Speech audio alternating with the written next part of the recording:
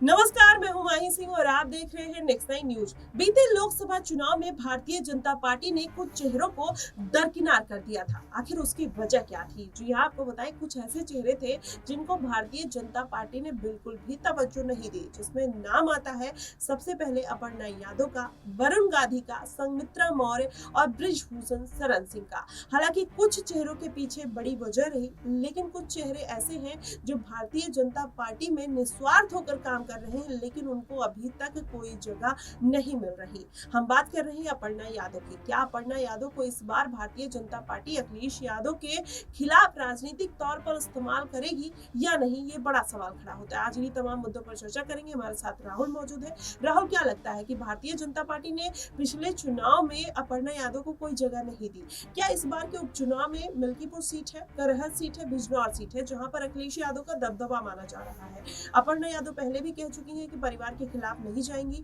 तो इन सीटों पर कोई परिवार का ऐसा बंदा नहीं है जिससे अपर्णा यादव लड़ने में किसी भी तरीके का एक शक हो उनको, या फिर उनको हेजिटेशन हो? क्या लगता है कि इस बार चुनावी मैदान में उतरने की कोशिश करेंगी? देखिए, अपर्णा यादव का अगर जिक्र करें तो समाजवादी पार्टी छोड़कर भारतीय जनता पार्टी की तरफ उनका रुख हुआ और उम्मीद उन्होंने उस वक्त ये लगाई थी जब उत्तर प्रदेश में विधानसभा चुनाव होने वाले, तो उससे पहले उनकी भारतीय जनता पार्टी में एंट्री होती है। वो ये सोच रही थी कि शायद बीजेपी में उन्हें बड़ा रोल दिया जाएगा और ये बात निकलकर सामने आई थी। ये बात बीजेपी की तरफ से कहा भी जा रहा था कि अपर्णा को बड़ा रोल दिया जाएगा, लेकिन देखने को मिलता है कि अपर्णा यादव को वो जगह नहीं दी गई जो बीजेपी में मिलनी चाहिए थी। हालांकि समाजवादी पार्टी के कई नेताओं का ये बयान सामने भी आया था, जिसमें उन्होंने सीधे तौर पर कहा कि अपर्णा यादव ने कहीं ना कहीं एक बहुत बड़ी गलती की है बीजेपी में जाकर। लेकिन वाकई देखिए, जिस तरीके से हम देख रहे हैं कि जो उत्तर प्रदेश का उपचुनाव है, इस उपचुनाव पर सबकी निगाहें टिकी हैं कि क्या इस उपचुनाव में कोई बड़ा रोल अपर्णा को दिया जाएगा, चुनाव प्रचार में उन्हें उतारा जाएगा, प्रचार प्रसार के लिए अगर वो उतरती हैं तो कितना बड़ा फर्क दिखाई देगा। लेकिन वाकई ये एक बहुत बड़ी बात है कि अपर्णा का अगर रोल बीजेपी में बढ़ता है तो ये कहीं ना कहीं उनके लिए और पार्टी के लिए, दोनों के लिए बेहतर होगा।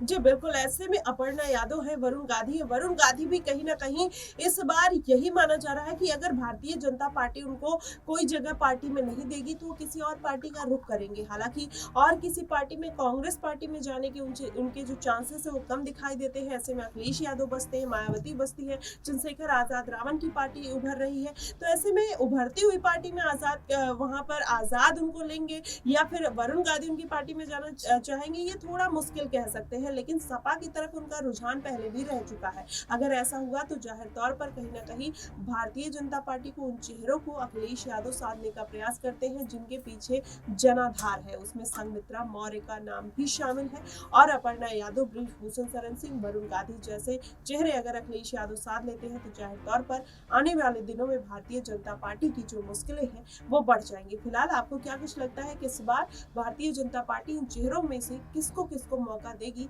आप हमें कमेंट बॉक्स में जरूर बताइएगा। फिलहाल के लिए बस इतना ही। देश और दुनिया की तमाम खबरों के लिए हमारे साथ बने रहिएगा नेक्स्ट नाइन न्यूज पर।